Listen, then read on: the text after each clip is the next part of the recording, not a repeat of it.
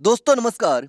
राजस्थान की सियासत में हनुमान बेनीवाल, किरोड़ीलाल मीणा और राजकुमार रोत ऐसे नाम हैं जो हमेशा चर्चा में रहते हैं। इसमें हनुमान बेनीवाल और राजकुमार रोत ने अपने दम पर खुद की पार्टियां बनाकर खड़ी की हैं, जो हमेशा भाजपा और कांग्रेस की नाक में दम करके रखते हैं। लेकिन हनुमान बेनीवाल को पिछले कुछ समय से कई सियासी झटके लगे हैं, मगर दूसरी ओर राजकुमार रोत ने हनुमान बेनीवाल को पीछे छोड़ते हुए नया इतिहास बना दिया है। रोज सिर्फ बेनीवाल के आगे ही नहीं निकले, बल्कि भाजपा और कांग्रेस की भी मुश्किलें बढ़ा रखी हैं। तो चलिए जानते हैं कि आखिर राजकुमार रोत ने किरोड़ीलाल मीणा और हनुमान बेनीवाल को पीछे छोड़ते हुए कौन सा नया इतिहास बना दिया है।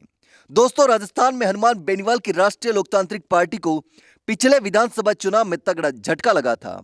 2023 के विधानसभा चुनाव में हनुमान बेनीवाल की पार्टी ने सिर्फ एक सीट जीती थी, लेकिन लोकसभा चुनाव में इंडिया गठबंधन के सहयोग से हनुमान बेनीवाल सांसद बन गए और खींवसर सीट खाली हो गई।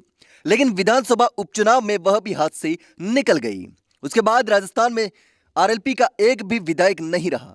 पार्टी से सिर्फ एक सांसद है, खुद हनुमान बेनीवाल।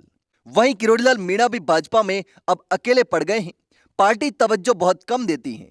लेकिन वहीं दूसरी ओर राजकुमार रोत ने 2023 में पार्टी बनाई थी और बहुत कम समय में 4 विधायक और राजकुमार रोत खुद सांसद बन गए।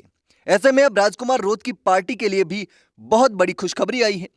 पार्टी को राज्य पार्टी का दर्जा मिल गया है, जो कि बाप पार्टी और राजकुमार रोत के लिए बहुत बड़ी उपलब्धि है। महज 2 साल से भी कम वक्त में भारत आदिवासी पार्टी शानदार प्रदर्शन करते हुए राजस्थान की सियासत में एक नई ताकत के रूप में उभरी है। यही कारण है कि इतने कम समय में बाप पार्टी को राज्य पार्टी का दर्जा मिल गया है। दोस्तों, भारत आदिवासी पार्टी का गठन 2023 में हुआ था, लेकिन इसके मूल की कहानी 2017 से जुड़ी है। दरअसल यह पार्टी गुजरात में छोटू भाई वसावा द्वारा स्थापित भारतीय ट्राइबल पार्टी से जुड़ी हुई थी। 2018 में राजकुमार रोत और राम प्रसाद डिंडोर ने इसी पार्टी से विधानसभा चुनाव जीतकर अपने राजनीतिक सफर की शुरुआत की थी।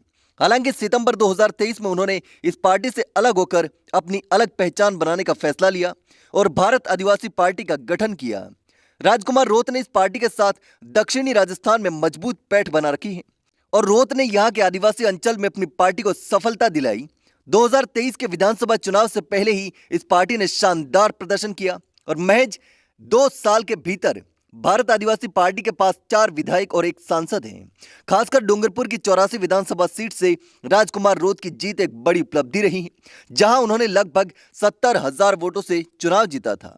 राजकुमार रोत का यह कारनामा केवल इतना ही नहीं है, उन्होंने भारत आदिवासी पार्टी बनाकर न केवल एक मजबूत पार्टी खड़ी की है, बल्कि 4 विधायकों को भी जीत दिलाई है। इसके अलावा 84 विधानसभा में हुए उपचुनाव में भी इन्हें ही जीत मिली, जो उनके नेतृत्व की सफलता को साबित करता है। अगर हम देखें तो कांग्रेस और भाजपा के बाद राजस्थान में सबसे बड़ी पार्टी भारत आदिवासी पार्टी बन गई है। इसने अपनी सियासी ताकत से दोनों मुख्य दलों को चुनौती दी है। आने वाले समय में पार्टी भाजपा और कांग्रेस के लिए बड़ी चुनौती बनकर उभरने वाली है। तो दोस्तों, ये थी भारत आदिवासी पार्टी की अब तक की यात्रा और राज्य पार्टी का दर्जा मिलने की पूरी कहानी। अब यह पार्टी राजस्थान की सियासत में अपने अहम भूमिका निभाने के लिए तैयार है। हालांकि अब देखना होगा कि राजकुमार रोत आने वाले 2028 के चुनाव तक पार्टी को किस तरह स्थापित करते हैं। लेकिन दोस्तों, राजकुमार रोत और भारत आदिवासी पार्टी की सफलता पर आप क्या सोचते हैं, मुझे कमेंट करके जरूर बताना।